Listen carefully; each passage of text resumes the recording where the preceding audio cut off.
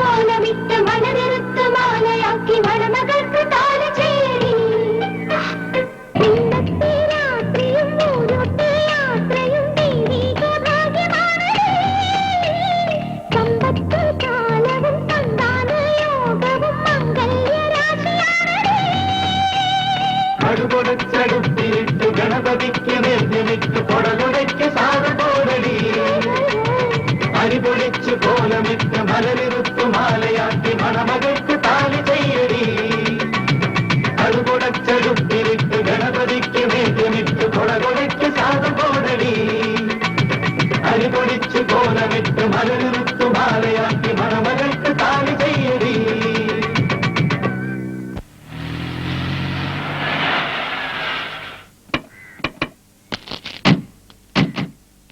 എല്ലാം അറിയാലോ, അതനുസരിച്ച് പെരുമാറണം. എന്താ ഒരു രഹസ്യം? അച്ഛന്റെ കാല് തൊട്ട് അനുഗ്രഹം വാങ്ങണമെന്ന് പറയായിരുന്നു. കല്യാണം കഴിഞ്ഞ് അവളെയും കൂട്ടി നേരെ പോന്നു. അമ്മയ്ക്കും എനിക്ക് അടുക്കളയിൽ ഒരു കൂട്ടാവട്ടെ എന്ന് കരുതി ഞാൻ നിർബന്ധിച്ചു കൊണ്ടുവന്നതാ. അതേതായാലും നന്നായി. ഗോമതി അമ്മേ, അവളെയും കൂട്ടി അകത്തേക്ക് പോ. നന്നായി.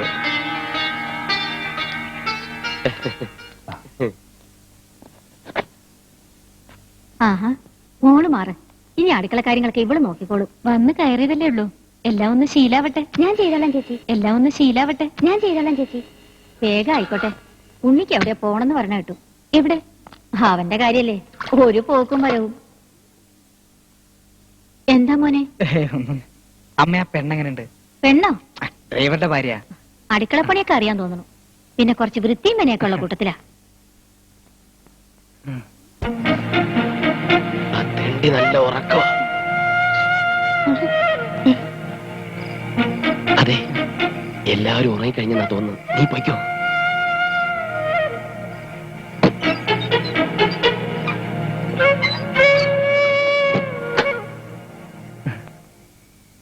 ആരെയും കണ്ട? ദൈവമേ, എനിക്ക് ആകെ പേടിയാവും. എനിക്ക് കല്യാണത്തിന് മുമ്പായിരുന്നു പേടി. കല്യാണം കഴിഞ്ഞപ്പോ പേടി ഒന്നുകൂടി കൂടി.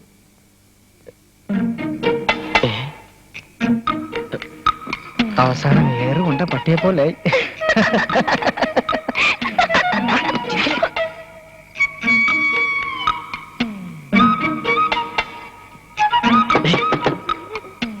ഞാനാ ബാലകൃഷ്ണൻ. എനിക്ക് തുറക്കണം. എന്താ?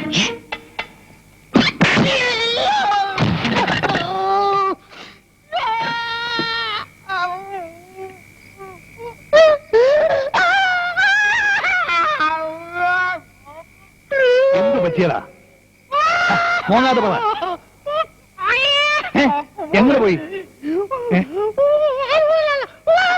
എന്ത് തോറ്റു?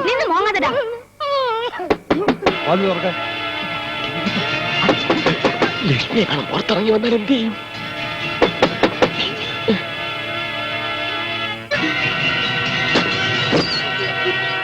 എന്താ ബാലകൃഷ്ണ? ആരോ ഒരുത്തൻ ജനാലയിൽ വന്ന് എത്തി നോക്കി. ഞാൻ ജനാല ശക്തിയായി തുറന്നു. അയാൾ താഴെ വീണു. അയ്യോ, ഇതെന്ത് പറ്റി? മൂക്കിന് രക്തം വരുന്നുണ്ടല്ലോ. ആ, അപ്പൊ താനായിരുന്നു ജനാലയ്ക്കല്. ഞാൻ വിചാരിച്ചേതോ കള്ളനായിരിക്കും. അല്ല സാറേ, ഇയാൾ കല്യാണം കഴിച്ചാന്നു? അല്ല. അപ്പൊ അത് തന്നെ, ജനലിൽ കൂടെ ഒളിഞ്ഞു നോക്കി. ഫസ്റ്റ് നൈറ്റ് ഒക്കെ അല്ലേ? ബാലകൃഷ്ണ കാര്യം. ഇനി കുറച്ച് ദിവസത്തേക്ക് ഉണ്ണികൃഷ്ണ അവിടെ ഇനി കുറച്ച് ദിവസത്തേക്ക് അവന്റെ ശല്യമേ കാണത്തില്ല. എനിക്ക് നേരത്തെ സംശയമുണ്ട് ഇവന്റെ കാര്യത്തില്. പോയി കിടന്നുറങ്ങണ. പോകാൻ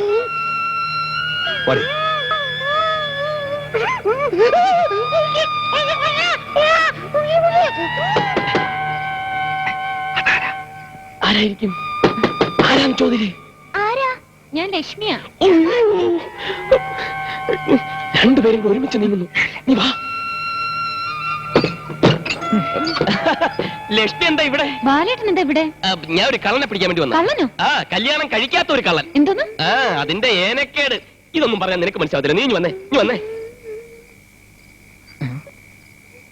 നീ ഇതുവരെ പോയില്ലേ? ഞാൻ ജനല് തുറന്നിടണ അടയ്ക്കണ. പോടാ. സന്തോഷായില്ലേ?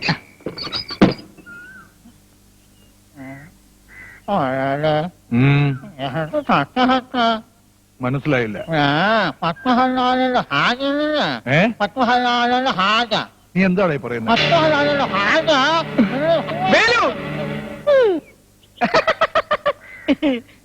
അപ്പൊ ഞാൻ ഊഹിച്ചത് ശരി തന്നെ.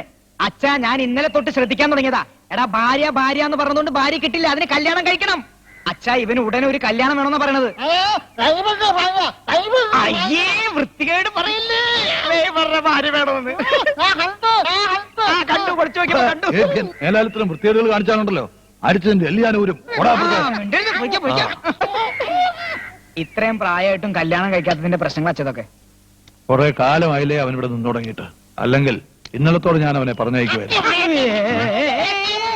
ഒന്നും പറയണ്ട, സമയാകുമ്പോ ഞാൻ തന്നെ അച്ഛനോട് പറഞ്ഞ് കെട്ടിച്ച് തരാട്ട.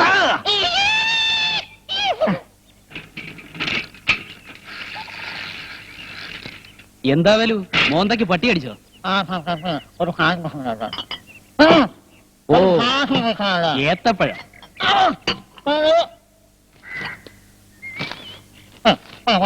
തനിക്കെഴുതി കൂടോ? അക്ഷരാഭ്യാസം ഇല്ല അല്ലേ? ആ പറ.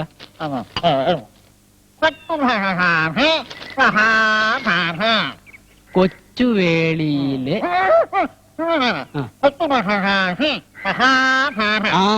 കൊച്ചുവേളിയിലെ കൊച്ചു കല്യാണി. കൊച്ചു മുതല കൊച്ചു മുതലാളി. കൊച്ചു മുതലാളി മഹാ തെണ്ടിയോ? ഓ, മഹാഭാഗ്യം. മഹാവിഷ്ണു. തെണ്ടിയോ? തെണ്ടിയൊന്ന് വിളിക്കണ പട്ടി.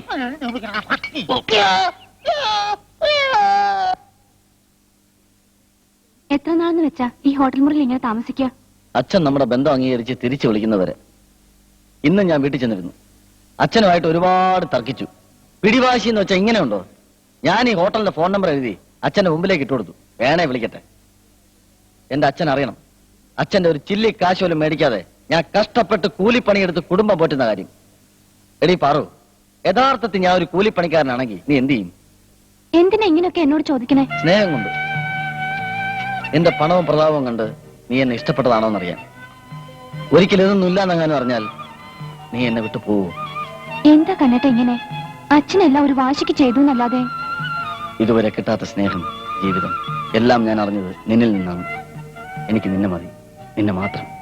പക്ഷെ ഇതൊന്നും നിന്റെ വീട്ടിലറിയരുത്. നമ്മൾ എന്തിനാ വെറുതെ അവരെയും കൂടെ വിഷമിപ്പിക്കുന്നത്? അവരുടെയൊക്കെ മുമ്പിൽ നമ്മൾ ഊട്ടിയിലും കുറ്റാലത്തൊക്കെ ആയിട്ട് ഹണിമൂൺ ആഘോഷിച്ച് നടക്കല്ലേ, അല്ലേ? ഹലോ അമ്മ, ഞാൻ കണ്ണനാ. നീ ഊട്ടിന്ന് എപ്പ എത്തി? രാവിലെ എത്തിയുള്ളൂ. നിന്നെ കാണാൻ വേണ്ടി അച്ഛൻ അങ്ങോട്ട് വന്നിട്ടുണ്ട്. അയ്യോ, എപ്പോ? എന്തു പറ്റി മോനെ? ഒന്നുമില്ല. അച്ഛൻ എപ്പോഴാ പുറപ്പെട്ടെ? ഒരു 10 മിനിറ്റ് ആയി കാണും. അവർക്ക് ഒരേ നിർബന്ധം, കുറ്റാലം കാണുന്നു. ഞങ്ങൾ അങ്ങോട്ട് പോവാ, ഉടനെ പോവാ. അയ്യോ മോനെ, പോവല്ലേ. അച്ഛനെ കണ്ടിട്ട് പോയാൽ മതി. ശരിയെന്ന്, ഞാൻ അച്ഛനെ സ്വീകരിക്കാൻ പോട്ടെ. ഈശ്വരാ, എല്ലാം തൊലഞ്ഞ്.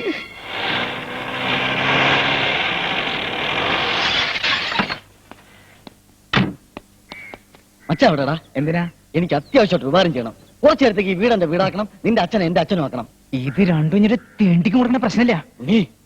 ഇനി ആരെന്ത് തലപോണ കേസ് പറഞ്ഞാലും എന്റെ അച്ഛനെ തൊട്ട് കളിക്കാൻ സമ്മതിക്കില്ല. ആ, എന്റെ അച്ഛനെ വാടകയ്ക്ക് ചോദിച്ചു വന്നിരിക്ക. അച്ഛനെ, നിന്നെ എവിടെയെല്ലാം തിരക്കിന്നറിയോടാ? ഞാൻ ഇവിടെ ഉണ്ടെന്ന് നിന്റെ അടുത്ത് ആരുടെ പറഞ്ഞത്? അച്ഛ കൈക്ക് ഒരു ശ്രമം നടത്തി നോക്കിയതാ. എനിക്ക് അത്യാവശ്യമായിട്ട് നീ ഒരു ഉപകാരം ചെയ്യണോടാ. കേട്ടാ ഞെട്ടാത്ത എന്ത് ഉപകാരവും നിനക്ക് ചോദിക്കാം. എടാ, പ്രഭാര പ്രഭു ഇങ്ങോട്ട് തിരിച്ചിട്ടുണ്ടോ? അയാൾ ഇങ്ങോട്ട് വരുന്നത്? എന്റെ അച്ഛൻ മാട്ടുപ്പെട്ടി മഹാദേവനെന്നാ ഞാൻ അയാളോട് പറഞ്ഞത്. നിനക്ക് പറ, ഈ ലോകത്ത് വേറൊരു അച്ഛനെ കിട്ടില്ലടാ. അന്ന് അറിയാതെ അങ്ങനെ പറഞ്ഞുപോയി. ഇനിയിപ്പോ ഒന്നും ചെയ്യാൻ പറ്റില്ല. ആ പ്രഭു 2-3 മണിക്കൂറുകൾ ഇവിടെ എത്തും. അയാളോട് വരുമ്പോ ഞാനും പാർവതി എന്തായാലും ഇവിടെ. ഞാൻ അയാളോട് പറഞ്ഞത്. നിനക്ക് പറ, ഈ ലോകത്ത് വേറൊരു അച്ഛനെ കിട്ടില്ലടാ. അന്ന് അറിയാതെ അങ്ങനെ പറഞ്ഞുപോയി. ഇനിയിപ്പോ ഒന്നും ചെയ്യാൻ പറ്റില്ല. ആ പ്രഭു 2-3 മണിക്കൂറുകൾ ഇവിടെ എത്തും. അയാളോട് വരുമ്പോ ഞാനും പാർവതി എന്തായാലും ഇവിടെ ഉണ്ടാവണം. അത് നടക്കില്ല.